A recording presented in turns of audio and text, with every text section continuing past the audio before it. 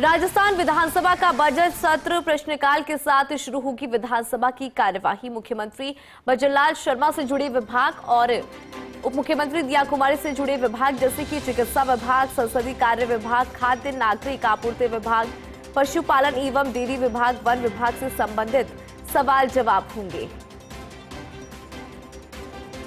तो इस वक्त की महत्वपूर्ण जानकारी आपको दे रही है राजस्थान विधानसभा से जुड़ी हुई।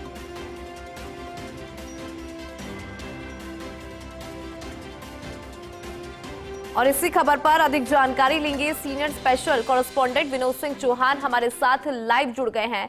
विनोद, राजस्थान विधानसभा की चूंकि हम कार्यवाही की बात कर रही हैं, क्या कुछ खास आज राजस्थान विधानसभा के अंदर नजर आएगा? पॉइंट टू पॉइंट जानकारी दीजिए।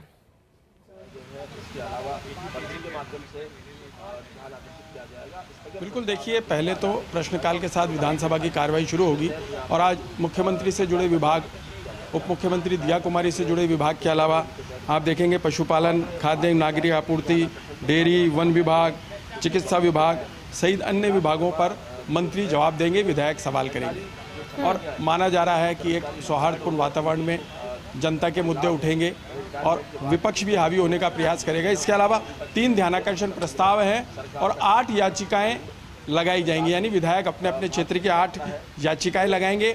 उसके अलावा विधेयक पेश किया जाएगा, राजस्थान के विश्वविद्यालयों में विधियां संशोधन विधेयक पेश किया जाएगा और उप मुख्यमंत्री प्रेमचंद बैरवा इसका प्रस्ताव रखेंगे। और कार्रवाई को लेकर देखें तो पहला ध्यानाकर्षण प्रस्ताव जो है वो विधायक भागचंद टाकड़ा लगाएंगे। प्रदेश में फल सब्जियों सहित खाद्य वस्तुओं में मिलावट के कारण फैल रही बीमारियों को लेकर के और चिकित्सा मंत्री का ध्यानाकर्षित करेंगे। इसके अलावा देखें तो आप विधायक पूसाराम गोदारा जो है वो ध्यानाकर्षित करेंगे। रतनगढ़ में लंबे समय से आबादी विस्तार और कृषि भूमि को आवासीय भूमि में नियमित नहीं होने से उत्पन्न स्थिति के संबंध में और राजस्व मंत्री का वो ध्यानाकर्षित करेंगे। और याचिकाओं की बात करें तो विधायक अर्जुन लाल जीनकर याचिका लगाएंगे। कपासन में पेयजल की टंकियों के पुनर्निर्माण से संबंधित ये याचिका है। इसके अलावा दूसरी याचिका है जो विधायक गुरुवर सिंह लाएंगे, लालगढ़ जाटान में हेलीवॉर्ड एकेडमी पुनः स्थापित करने के संबंध में वो याचिका लगाएंगे। इसके अलावा सदन में जो याचिका लगाई जाएंगी, विधायक रफीक खान लगाएंगे 2 याचिकाएं। आगरा रोड स्थित प्रेमनगर पुलिया के पास पुरानी चुंगी पर एक नवीन पुलिया का निर्माण करने के संबंध में याचिका लगाएंगे। और दूसरी याचिका जो लगाएंगे वो बगराना सुमेल है विजयनगर में सीवरेज लाइन की स्वीकृति दिलाने के संबंध में वो याचिका सदन में लगाएंगे। और अन्य याचिका की बात करें तो विधायक शोभा रानी कुशवाहा जो है वो धौलपुर शहर में RUIDP के माध्यम से वर्षा जल निकासी परियोजना मंजूर करवाने के संबंध में याचिका लगाएंगी। इसके अलावा आप याचिका की बात करें तो विधायक मनीष यादव शाहपुरा में उप जिला अस्पताल में ट्रॉमा सेंटर की स्वीकृति दिलाने के संबंध में याचिका लगाएंगे। विधायक डॉक्टर प्रियंका चौधरी जो हैं वो बाड़मेर में महावीर नगर चौकी को थाने में क्रमोन्नत करने की याचिका लगाएंगे। इसके अलावा अन्य याचिकाओं की बात करें तो विधायक रविंदर सिंह भाटी जो याचिका लगाएंगे वो विधानसभा क्षेत्र शिव के राजस्व ग्राम पाबूपुरा के कृषकों को मुआवजा दिलाने के संबंध में याचिका लगाएंगे।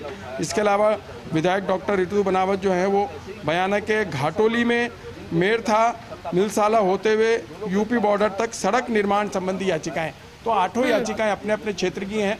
विधायक सदन में याचिकाएं लगाएंगे। इसके अलावा आप देखेंगे तो सबसे बड़ी बात यह रहेगी कि राजस्थान में विश्वविद्यालयों की विधियां संशोधन विधेयक 2025 पर चर्चा होगी। ये विधेयक काफ़ी महत्वपूर्ण है। इस विधेयक का प्राधिकरण भी बनाया जाएगा और जो विधियां संशोधन है उसमें कई प्रावधान किए जाएंगे। शून्यकाल के बाद इस पर चर्चा शुरू होगी और चर्चा के बाद इसको विधेयक को पारित भी किया जाएगा। देखिए, कल जिस तरीके से 2 विधेयक पेश किए गए थे, कोचिंग विधेयक और दूसरा भूजल विधेयक, तो देखिए भूजल विधेयक पर काफ़ी चर्चा हुई। विपक्ष ने बहस भी करी, विपक्ष ने नाराजगी जताई, विरोध जताया। इसके बाद इस बिल को फिर से प्रवर समिति को भेजा गया और अब फिर ये बाद में पारित होगा। प्रवर समिति अपनी रिपोर्ट पेश करेगी, उसके बाद इसको फिर से पेश किया जाएगा, फिर पारित होगा। लेकिन कल जिस तरीके से प्रश्नकाल के दौरान 2 मंत्रियों को घेरने की कोशिश विपक्ष ने करी और बाबूलाल खराड़ी जो है वो घिरते हुए नजर आए, आज प्रश्नकाल में क्या कुछ रहता है, क्योंकि मुख्यमंत्री से जुड़े सवाल हैं, उप मुख्यमंत्री से जुड़े सवाल हैं, तमाम विभागों से जुड़े सवाल हैं और 1 घंटे के भीतर जो विभागीय मंत्री हैं उनको अपना जवाब भी रखना है, अपनी बात रखनी है। किस तरीके से वो अपनी बात रख पाएंगे और विपक्ष कितना हावी रहता है देखने वाली बात रहेगी। क्योंकि कल जिस तरीके से शून्यकाल में नेता प्रतिपक्ष टीकाराम जूली ने राज्य में अवैध बजरी खनन का मामला उठाया और जब मंत्री ने जवाब नहीं दिया तो वॉकओवर भी किया गया और हंगामा भी किया गया। तो आज क्या स्थिति रहती है देखने वाली रहेगी। लेकिन सार्थक बहस हो, जनता के मुद्दों की गूंज हो, जनता के मुद्दों को लेकर के विभागीय मंत्री जवाब भी दें। हालांकि विपक्ष अपनी बात रखेगा, लेकिन जो विभागीय मंत्री हैं वो भी सदन के माध्यम से बताएंगे कि जो सवाल लगाए जा रहे हैं उनको लेकर क्या किया जा रहा है, किस तरह की कार्रवाई की गई है। क्योंकि कल जिस तरीके से सदन में प्रश्नकाल के दौरान विधायकों ने सवाल लगाने के दौरान ही पूर्ववर्ती कांग्रेस सरकार को घेरने का प्रयास किया था और उसी को लेकर के सदन में 2 बार हंगामा भी हुआ, तो आज प्रश्नकाल के दौरान क्या कुछ रहता है ये देखने वाली बात रहेगी। बिल्कुल विनोद, इस पर तो नजर रहेगी। लेकिन अगर बात करें ध्यान आकर्षण प्रस्ताव की, क्योंकि विधायक कैलाश वर्मा भी ध्यान आकर्षित करेंगे, क्योंकि राजस्थान राज्य सहकारी बैंक की जब हम बात करें तो जो सेवानिवृत्त कार्मिकों है उनका देय हो चाहे परिलाभ के भुगतान में विलंब हो, तो जिस तरह की स्थिति उत्पन्न हो रही है उसके संबंध में ध्यान आकर्षित की जो कोशिश है वो यहाँ पर की जाएगी। इसको लेकर विनोद आपके पास क्या अपडेट है, क्या जानकारी है इस पूरे प्रस्ताव से जुड़ा?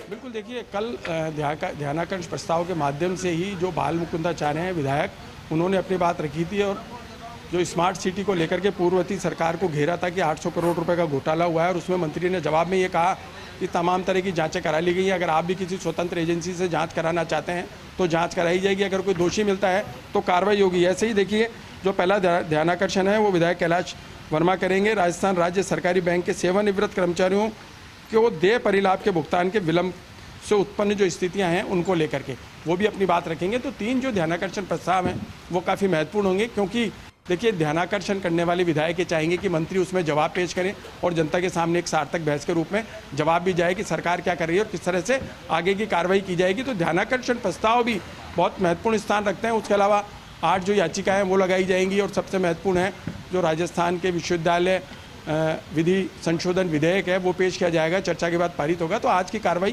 काफ़ी महत्वपूर्ण मानी जा रही है। बिल्कुल विनोद, आज की कार्यवाही बहुत ज्यादा महत्वपूर्ण रहने वाली है, जिस तरह से आप जानकारी भी दे रहे हैं। विनोद, फिलहाल के लिए बहुत शुक्रिया कि किस तरह से राजस्थान विधानसभा की कार्यवाही रहने वाली है उसको लेकर आपने जानकारी दी। आगे भी आपको जानकारी देते रहेंगे।